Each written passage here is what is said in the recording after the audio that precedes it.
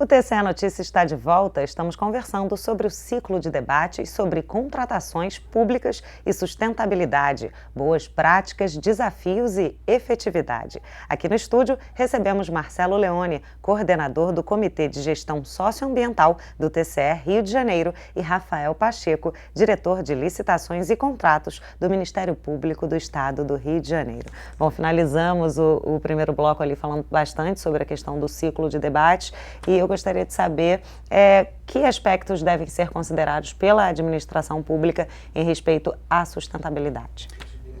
Como eu falei para você no primeiro bloco, Marcela, a sustentabilidade ela pode ser encarada por 6 dimensões, né? A social, a política, a econômica, a própria sustentabilidade ambiental, a cultural e a espacial. Tudo isso tem que ser levado em conta. Isso tudo está dentro do conceito de sustentabilidade. Então, por exemplo, quando a administração pública lança a mão de licitações exclusivas para microempresas e empresas de pequeno porte, ela está fomentando, ela está trabalhando com a dimensão econômica da sustentabilidade. Quando nós exigimos como requisito de habilitação nas licitações que o contratado, né, o futuro contratado não empregue menor, né, que respeite o artigo 7º, inciso 33 da Constituição, nós estamos falando de sustentabilidade social, né? Quando nós inserimos cláusulas sustentáveis nos produtos, nos serviços, nós estamos falando de sustentabilidade ambiental. Enfim, quando nós incluímos requisitos de acessibilidade nas obras públicas, também estamos tratando de sustentabilidade ambiental. Então, todos esses parâmetros devem ser observados nas contratações públicas para que a gente consiga respeitar a sustentabilidade de modo amplo, exatamente como ela é na sua essência, e não só sob o aspecto ambiental, ecológico, que é o que mais está na ordem do dia. Marcelo, eu queria que você falasse um pouquinho sobre a alegação de que a adoção de critérios de sustentabilidade pode, de alguma forma, encarecer o preço final de produtos, de bens e serviços. É aquilo que a gente fala, né? É verdade ou mito, né? Não é uma verdade absoluta, né? Em alguns casos, de fato, há um encarecimento em razão dos próprios custos que são agregados em todo o ciclo de produção, mas nós vemos também muitos casos em que a adoção de critérios acaba baixando, né, o custo final, né? Se você considerar que você começa a gerar uma economia indireta, né? Quando você tem um galpão, quando você gera um estoque, né, de produtos, e ao invés de usar uma iluminação artificial, você usa uns telhados translúcidos que permitem a passagem da luz solar. E, de certa forma, economiza energia. Economiza energia. A questão energética é o tema, né, que está sendo muito debatido agora. A gente passou agora por uma situação muito hídrica. Complicada, exatamente. Crise energética em razão da crise hídrica. Então, aí vem novamente a questão também, quando a gente fala do reuso da água, né? Então, você vai, com essas economias indiretas, você acaba conseguindo, com a adoção de critérios, né, de práticas sustentáveis, reduzir o seu custo total. E tem essa redução de custo, ela é a curto prazo, a médio, a longo prazo? Depende, né? É casuístico, né? Dependendo do volume, do impacto, da intensidade da ação que você está adotando, né, com a adoção de critérios sustentáveis, você pode ter uma redução a curto, a médio ou a longo, né? E com relação a outras situações, mesmo que você tenha inicialmente um custo mais alto, e é o que a gente estava também debatendo nesse ciclo, né, que foi realizado esse seminário lá no Ministério Público, que quando você começa a trabalhar com escala, né, você naturalmente tem uma redução de custos. Então, a ideia é utilizar o poder de compra, né, da administração pública. A gente já está acostumado a dizer que é de 15% a 20% do PIB, né? Então, é um poder forte para direcionar e condicionar o mercado, né? E quando você começa a comprar a escala, você acaba forçando uma queda de preço. Então, essa questão do aumento acaba sendo um pouco mitigada. Puxando o que ele estava falando aqui, a gente tem soube de um projeto piloto encabeçado pela Secretaria de Engenharia e Arquitetura lá do Ministério Público, que traz bem essa questão, né? A questão da substituição das lâmpadas comuns, na verdade já eram as lâmpadas fluorescentes, pelas lâmpadas LED. Isso é um projeto piloto feito no Ministério Público em Maricá. Foram trocadas todas as lâmpadas da comarca, né? do prédio onde a gente ocupa lá, e está se monitorando mês a mês, já que o gasto com as lâmpadas de LED, num primeiro momento, parece muito alto, mas já se está monitorando e verificando redução nos gastos da conta de luz. As lâmpadas são mais resistentes aos picos de energia, aquela questão da vida útil. Então, quer dizer, é preciso olhar isso para o longo prazo, porque com certeza os lucros virão, certamente. Se não economicamente, mas para o meio ambiente de um modo certo. Sem dúvida. Os benefícios são muitos, né? Se for colocar na balança, vale a pena. Passou agora um período pagando com bandeira vermelha, né? Então, o custo da energia estava muito elevado.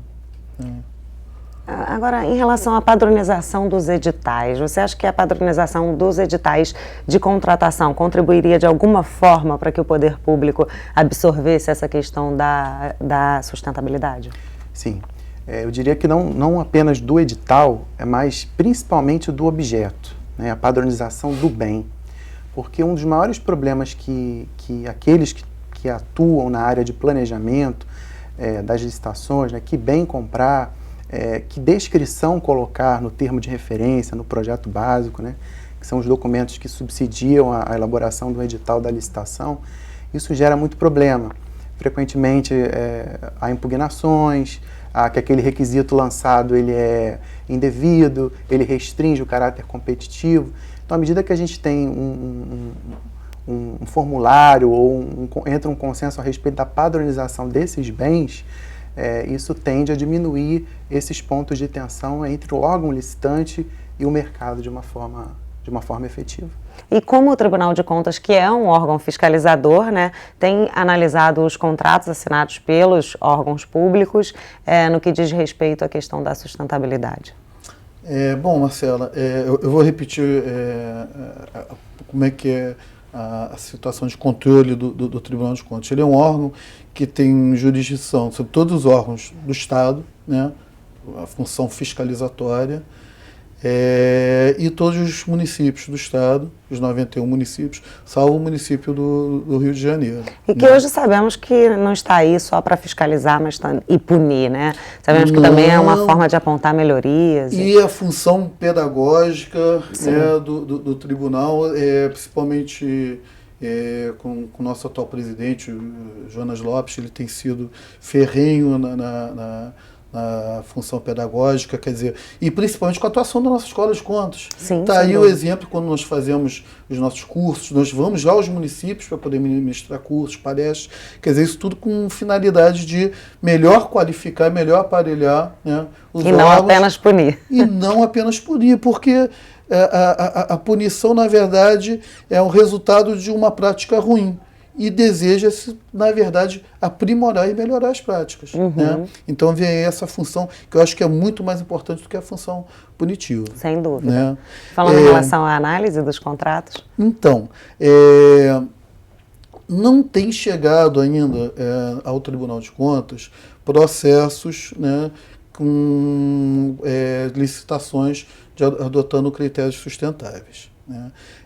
Agora que os órgãos estão começando a se organizar, o Ministério Público, o Tribunal de Justiça tem uma lista de padrão, né, de itens sustentáveis, que esses processos vão começar a chegar. Os municípios, por sua natureza, eles devem estar também um pouco ainda receosos, né, se me permite usar essa palavra, né, de adotar esses critérios nos seus procedimentos licitatórios, mas a partir do momento que houver uma análise, né, e conforme o comportamento do tribunal, né, com relação à análise desses processos, vai haver